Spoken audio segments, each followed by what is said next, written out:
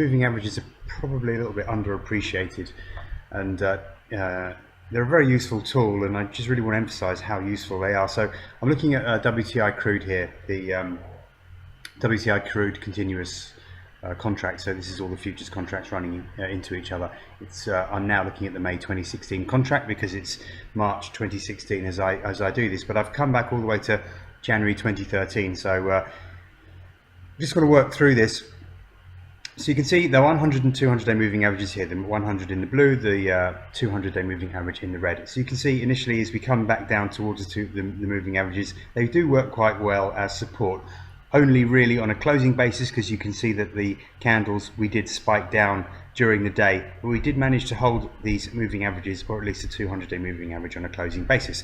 So this gave us a nice little base, and you can see these quite positive candles here with the long lower wicks indicating buyers coming in and aggressively pushing the price back up, not quite as far as where the candle opened, but certainly leaving a long wick in its wake, which is quite positive, especially when you've got these two. This is not quite a tweezer's bottom, but certainly those long wicks indicate that buyers are quite keen to push the market back up towards the 200 day moving average by the close.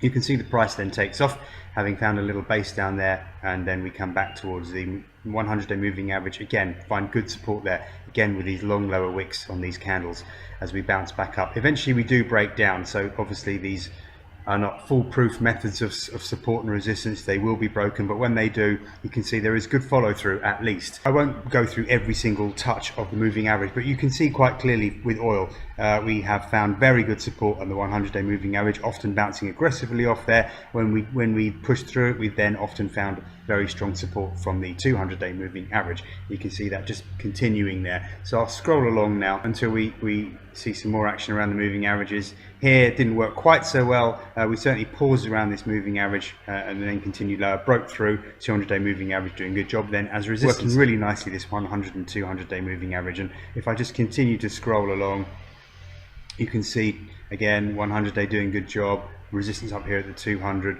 and again definitely these moving averages continuously coming into play here on this oil market. And this is at a time when oil is really just moving more sideways than in any sort of clear directional trend.